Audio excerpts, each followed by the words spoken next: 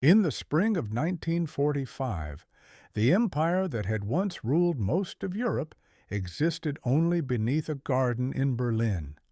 Above ground, the capital was rubble. Below, in a dim concrete shelter, the last members of Hitler's regime waited for the inevitable.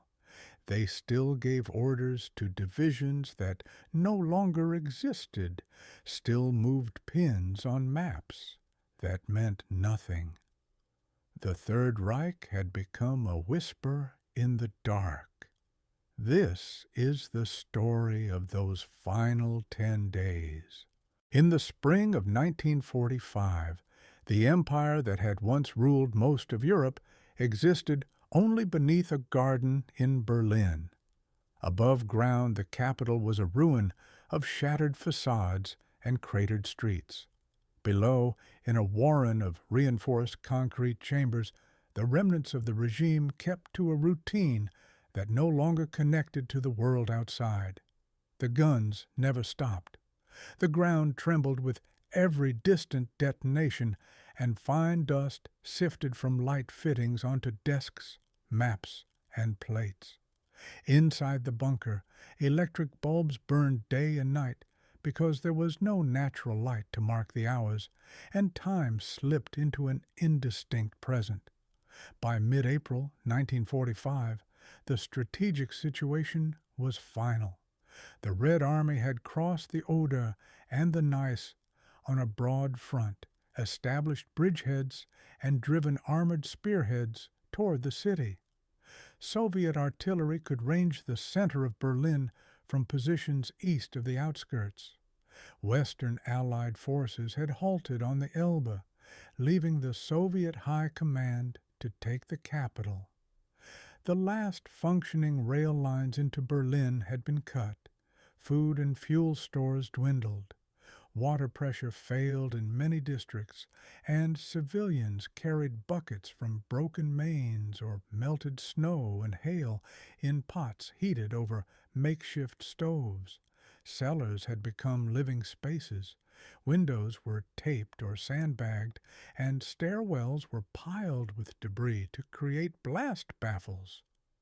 The city administration issued instructions for fire brigades that could no longer reach the fires.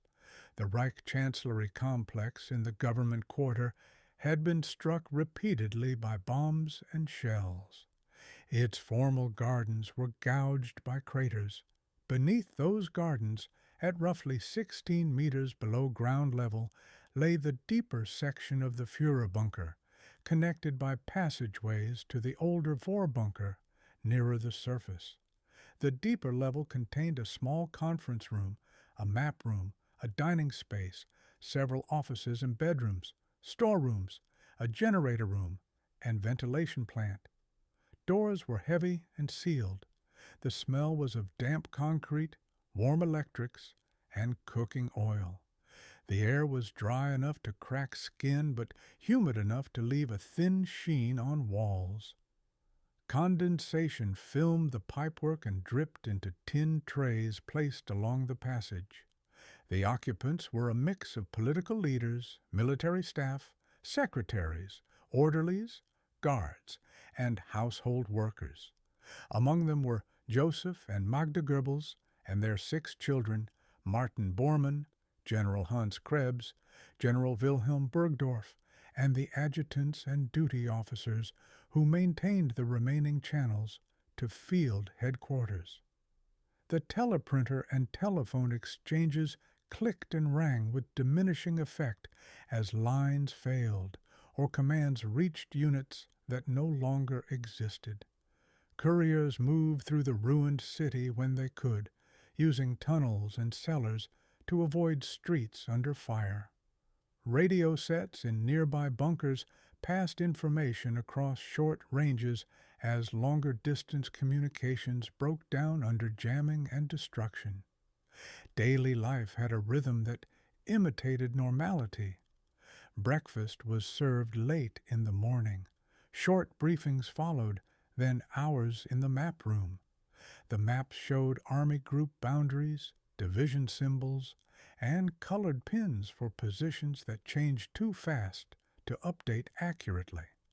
Lines of red pencil representing Soviet fronts bulged and overlapped, a cartographic record of encirclement. Lunch and dinner were simple: potatoes if available, preserved vegetables, thin soups, ersatz coffee, small servings of meat when a delivery made it through. Cigarettes were rationed and prized, many smoked substitute blends made from dried leaves. In the evenings, some of the staff gathered in the small dining room or corridor to talk quietly over the drone of the ventilation fans. Others slept in uniform on bunks with blankets rolled to the chin, boots within reach. Outside, the battle for Berlin moved closer. The city's defense combined remnants of regular army formations, police, Volkssturm militia, and very young Luftwaffe auxiliaries with minimal training. Strong points were organized around major intersections and public buildings connected by barricades and anti-tank ditches. Soviet assault groups advanced street by street, room by room, under cover of tanks and self-propelled guns, with sappers blasting through walls to avoid exposed streets. Fires burned unchecked. Smoke settled into the lower stories and stairwells. The smell of masonry dust and burned timber became the city's air. On the 20th of April, 1945, the leader turned 56. The date was marked by a brief formal acknowledgment in the bunker corridor.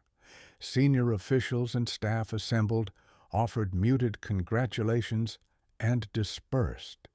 Above ground, shells struck the district at irregular intervals, sending fresh dust down the stairwells and forcing guards to pause under lintels until the vibration eased. Later that day, a group of teenage soldiers from nearby positions were ushered into the garden for a short presentation. The encounter was brief. Photographs taken elsewhere that week show faces drawn with fatigue and shock, uniforms too large for narrow shoulders, medals pinned to tunics still stiff from stores. The contrast between ceremony and reality could not be ignored by anyone present. Reports arriving that evening confirmed that Soviet armored and infantry formations had reached districts to the northeast and southeast of the center, and that the last rail approaches had been severed. Columns attempting to approach from the west were blocked or diverted by bridges destroyed earlier in the month. Ammunition, fuel, and food were being consumed faster than any remaining supply routes could replace. Medical services had improvised operating rooms in basements with hand-cranked suction and lamps rigged to generators. Civilians moved through the streets with white cloths tied to sticks, looking for water or relatives. The once broad avenues were reduced to obstacle courses of masonry, tram rails, and splintered trees. On 21st April, staff diaries and later interrogations describe a marked contraction in the scope of the bunker conferences. The morning situation brief restricted itself to the immediate approaches to the city and to the condition of the few formations still in fighting order within the defense perimeter. The map of Germany no longer mattered. The question of relief from outside remained on the table, but the answers were repetitive. The Ninth Army to the south was engaged and being driven into forests and lakes. The 12th Army to the west was facing Allied forces along the Elbe and could not disengage in strength.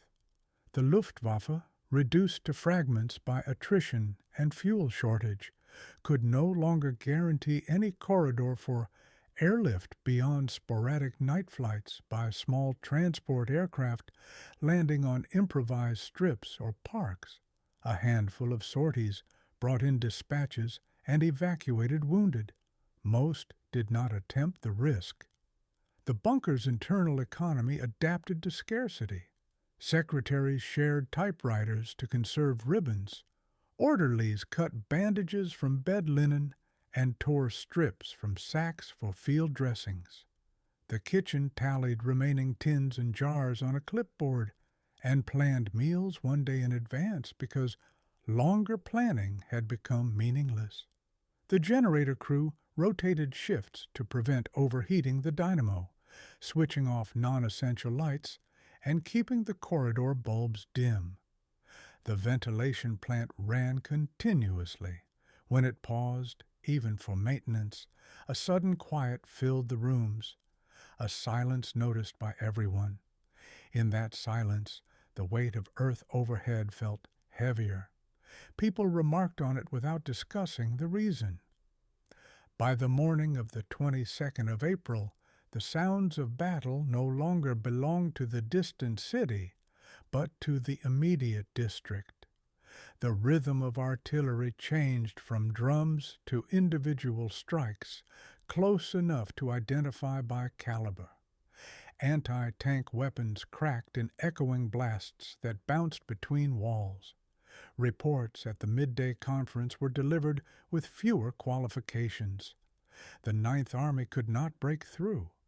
The formations remaining inside Berlin reported ammunition at critical levels and fuel nearly gone.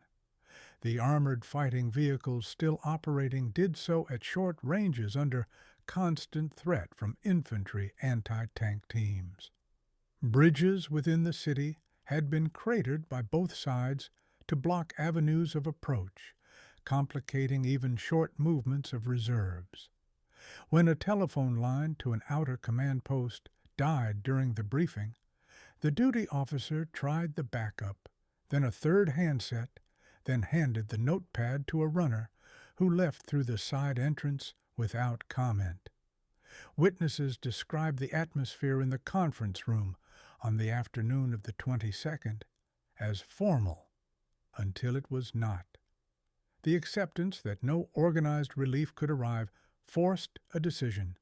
The remainder of the city would fight as the shells fell, and those below ground would remain where they were. The meeting ended without ceremony. Some walked the corridor to the dining room and sat at the long table without eating. Others returned to their rooms to write letters, sharpen pencils, or fold uniforms that had not been changed in days. A few tried to sleep. That evening, the city administration broadcast brief recorded messages on functioning local networks urging civilians to seek shelter, conserve water, and avoid streets under fire. The messages looped because there was nothing new to add. The same guidance had been heard for weeks. Fires lit the sky in slow pulses that shone through the Chancellery's shattered skylights and across the garden's shell holes. The generators thumped and hummed through the night. Somewhere above, masonry shifted and fell into another crater, sending a fine grit down the access stair. Within the bunker, small tasks absorbed attention. The adjutants verified codebooks and burned obsolete pages in metal trays so that only the current pages remained. The signal section logged transmissions with the precision of earlier years, even when replies did not come. The quartermaster drew a line through the last crate of coffee and marked the replacement with an X for substitute. The guard commander rotated sentries in the corridor every 2 hours because standing still for longer under the low ceiling caused cramps. The doctor counted morphine ampules and iodine strips and wrapped them back into cloth rolls with a calm hand. The children in the family quarters played quietly with wooden puzzles and picture books. The adults took turns reading to them in low voices under the electric glare. Late that night, a messenger arrived from an outer command post with a sheaf of situation notes written in pencil on lined paper. The notes summarized the contraction of the defense sectors to a ragged oval around the center. The messenger drank 2 cups of thin coffee and left by the same route, with a clipped reply to be delivered if possible. In the corridor outside the map room, a wall clock ticked 2 minutes slow because its winding had been missed earlier in the day. No one corrected it. Such details seemed beyond the scope of the hours. The morning of the 23rd of April began with a rehearsal of routine, despite every reason to abandon it. Breakfast was served. Some ate, others did not. The first briefing repeated what everyone knew. The city's perimeter had shrunk again during the night. The sectors to the north and east were under direct assault. Attempts to move between strong points required crossing open spaces under fire. The few vehicles still running were driven only at night with headlights masked and engines muffled. It was not possible to predict when any particular building would be overrun. The maps were updated with fresh red pencil, symbols squeezed into margins where there was no space left in the center. The bunker's environment imposed its own discipline upon those inside it. Lack of daylight disoriented the body's clock. People kept to their watches to regulate time. Without fresh air, the ventilation's mechanical heartbeat dictated attention. When the fan changed pitch, heads lifted along the corridor. When it resumed the old note, shoulders dropped again. During lulls in the external bombardment, the noise of the generator seemed louder. During heavy fire, voices had to be raised in the conference room. None of this altered the facts that framed every discussion. The city was isolated, resupply was negligible, and organized forces outside could not intervene. Messages from beyond Berlin were fewer and shorter. The high command to the south reported withdrawals. To the west, Allied units maintained their positions along the Elbe and Elster. To the north, sea approaches that might once have mattered now had no relevance. Airfields within range were cratered or captured. The last operational aircraft capable of landing in the city at night used unlit parks or stretches of roadway, but risked immediate loss on takeoff. The risk no longer matched any potential gain.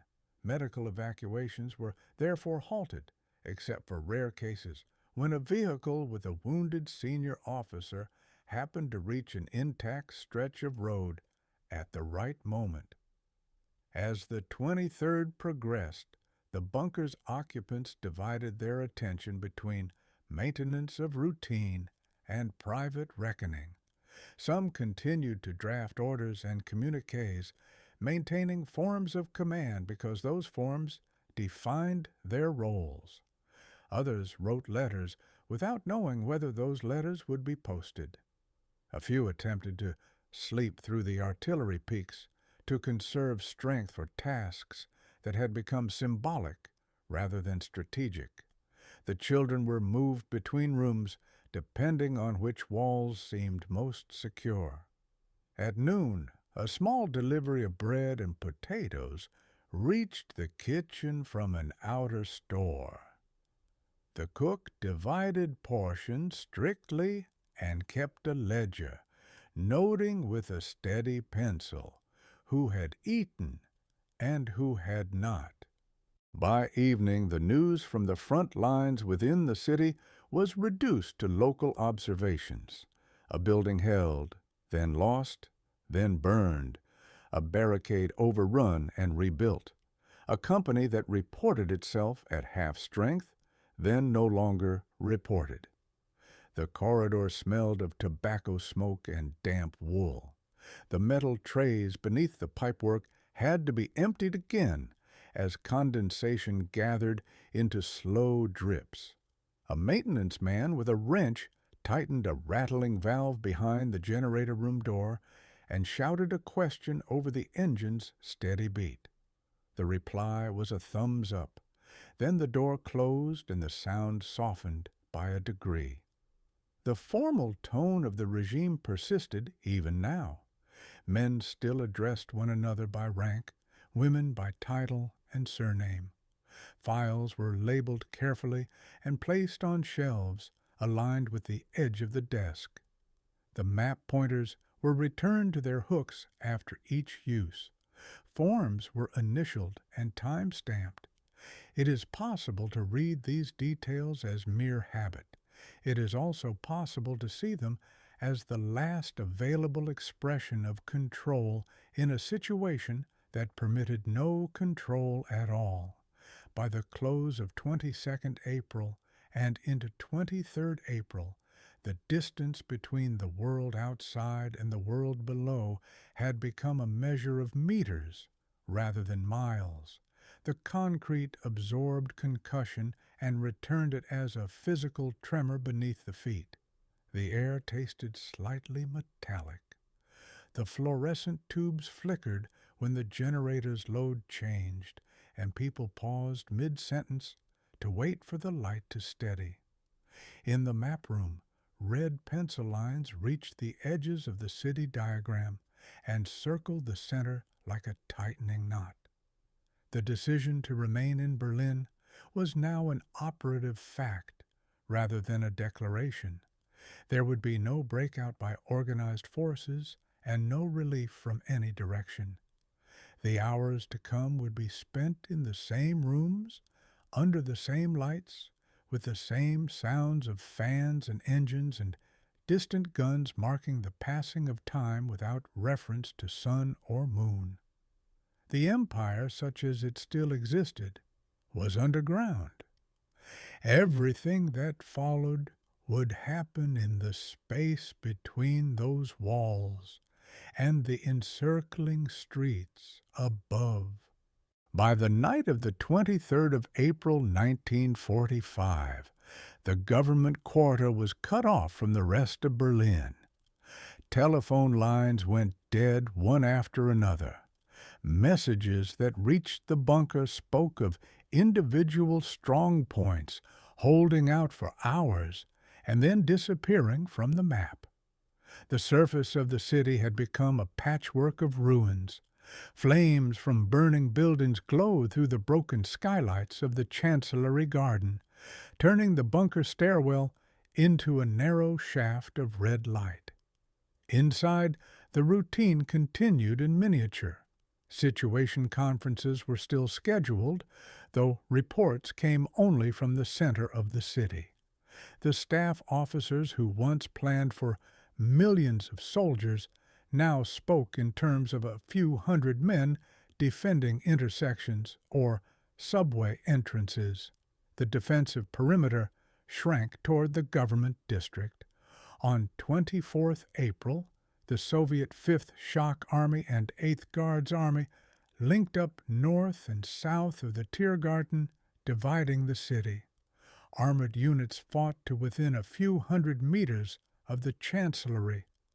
Attempts to negotiate localized surrenders began elsewhere in the city. Many of them ended in confusion because no central authority remained to confirm them. Civilians poured from cellars, carrying bundles and white rags, moving through streets that changed hands several times a day. The atmosphere in the bunker grew tense, but strangely procedural. Orders were typed, signed, logged, and dispatched, even when couriers could no longer leave. Lists were made of supplies, personnel, and files to be destroyed. The generator crew kept the dynamos running on their last drums of fuel. The smell of exhaust settled permanently in the air. Meals were smaller. Some rooms fell dark as bulbs burned out and could not be replaced. By the 25th of April, communication with forces outside Berlin had ended. Shortwave receivers picked up fragments of foreign broadcasts describing the city's encirclement. Within the bunker, reactions varied between disbelief and resignation. A few spoke of escape through the subway tunnels. Most stayed at their posts because leaving meant crossing streets under artillery fire. The Goebbels children played quietly in the family quarters.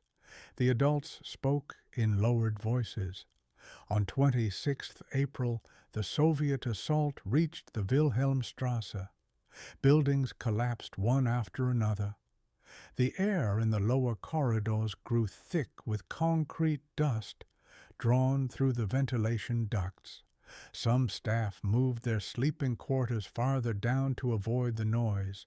Others sat at desks writing reports to themselves, maintaining forms long after they had lost function. Above ground, tanks and infantry advanced by destroying each structure in turn. Between 27th and 28th April, what remained of the German forces inside the city reorganized in 3 small pockets, north of the Spree, around the Tiergarten, and in the government district. Each operated without central coordination. The commander of the city's defense reported that ammunition was almost gone. His message reached the bunker, but no reply could be transmitted back. At the same time, foreign news bulletins confirmed that senior officials outside Berlin were attempting to contact Allied governments to discuss surrender. In the bunker, this was treated as betrayal. Witnesses recalled that the atmosphere shifted from exhaustion to bitterness. On the night of the 28th of April, the bunker staff gathered for a short ceremony in the dining room. The leader and his companion were married in a civil form, performed by an official from the Interior Ministry. The event lasted only minutes. A small reception followed with coffee and wine. Those present later described the mood as quiet rather than celebratory. Outside, the bombardment intensified again. By morning, Soviet troops were within several hundred meters of the Chancellery Gardens. On 29th April, one final message was transmitted to field commanders in the remaining German units south of Berlin, urging them to attempt a breakout toward the capital. None succeeded. The same day, papers were prepared naming an acting head of government and instructing him to continue negotiations elsewhere. Staff who were not required for communication duties began to plan their escape. Routes were discussed through the subway and storm drains to reach the western zones of the city. Groups formed and waited for darkness. Early on the 30th of April, artillery struck the Chancellery continuously for several hours. The rooms shook. Plaster fell from the ceilings. In the late morning, the remaining secretaries and adjutants assembled in the corridor. Orders were issued to destroy documents and prepare for evacuation. Around midday, those outside the private quarters heard a single sharp sound, then silence. The guards closed the doors. The long-expected end had come. The remaining staff burned papers in metal boxes in the courtyard. By evening, columns of smoke rose through the shattered skylights and mixed with the smoke of the city itself. On the 1st of May, those still alive inside the bunker held one last conference. They agreed to attempt escape in small groups that night. Joseph and Magda Goebbels stayed behind. The groups that left moved through ruins, some reaching the western sectors, others captured or killed in crossfire. In the early hours of the 2nd of May, Soviet troops entered the government quarter. The Chancellery was a shell of concrete and dust. The entrances to the bunker were found later that morning, the corridors littered with papers and broken furniture. The battle for Berlin ended that day when the city's remaining commanders surrendered.